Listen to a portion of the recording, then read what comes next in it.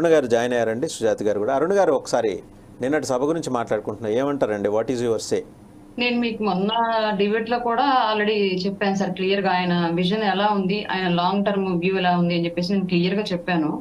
ఇప్పటికిప్పుడు అధికారం రావాలి, అధికారంలో నేను ముఖ్యమంత్రిని అయిపోవాలి అని చెప్పేసి కనుక ఆలోచించే వ్యక్తి కనుక అయ్యి ఉంటే, లేదా ఒక సామాజిక వర్గాన్ని ఒక ప్రాంతాన్ని బేస్ చేసుకుని అతను రాజకీయం చేసే వ్యక్తి కనుక అయ్యి ఉంటే, అధికారమే అంతిమంగా నా లక్ష్యం అని కనుక పవన్ కళ్యాణ్ గారు అనుకోగలిగితే, ఇవాళకి ఎప్పుడు ఆయన వేసే ప్లాన్లు వెళ్లే పద్ధతి కంప్లీట్ గా డిఫరెంట్ గా ఉండేది.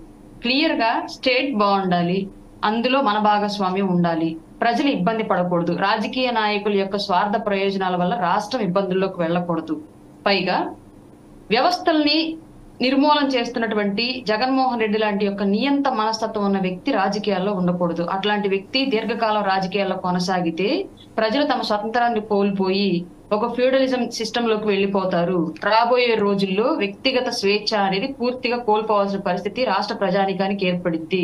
పైగా వ్యవస్థలు, వాటికి సంబంధించిన ఆదాయము వ్యయము అంతా కూడా వ్యవస్థల యొక్క అభివృద్ధి, సమాజం యొక్క అభివృద్ధికి కాకుండా పూర్తిగా ప్రజల్ని మోసం చేయడానికి, ప్రతిపక్షాలను తిట్టడానికి, అలాగే ప్రచార ఆర్భాటాలకు, వీటికి మాత్రం ఉపయోగపడుతుంది. ఇవన్నీ కంప్లీట్ గా ప్రజాస్వామ్య వ్యవస్థను విచ్ఛిన్నం చేసేగా కనిపిస్తున్నాయి. కాబట్టి ఇట్లాంటి వ్యక్తి ఆంధ్ర రాష్ట్ర రాజకీయాల్లో ఉంటే రాబోయే రోజుల్లో ఇంకొకసారి ఈ వ్యక్తి కనుక మళ్ళీ అధికారంలోకి వస్తే, రాబోయే రోజుల్లో ఇంకా ఎవరు అధికారంలో తీసుకున్నా సరే పూర్తిగా బాగు చేయలేనటువంటి దౌర్భాగ్య స్థితిలోకి ఆంధ్ర రాష్ట్రం పడిపోతుంది. కాబట్టి ఈసారికి డెఫినెట్ గా రాష్ట్ర ప్రయోజనాలే ప్రధాన ఎజెండాగా వెళ్ళాలి. ఇక్కడ పదవులు షేరింగ్ లో ఉన్నవి కాదు, ప్రధాన ఎజెండాగా రాష్ట్ర అభివృద్ధి మాత్రమే ఉండాలి.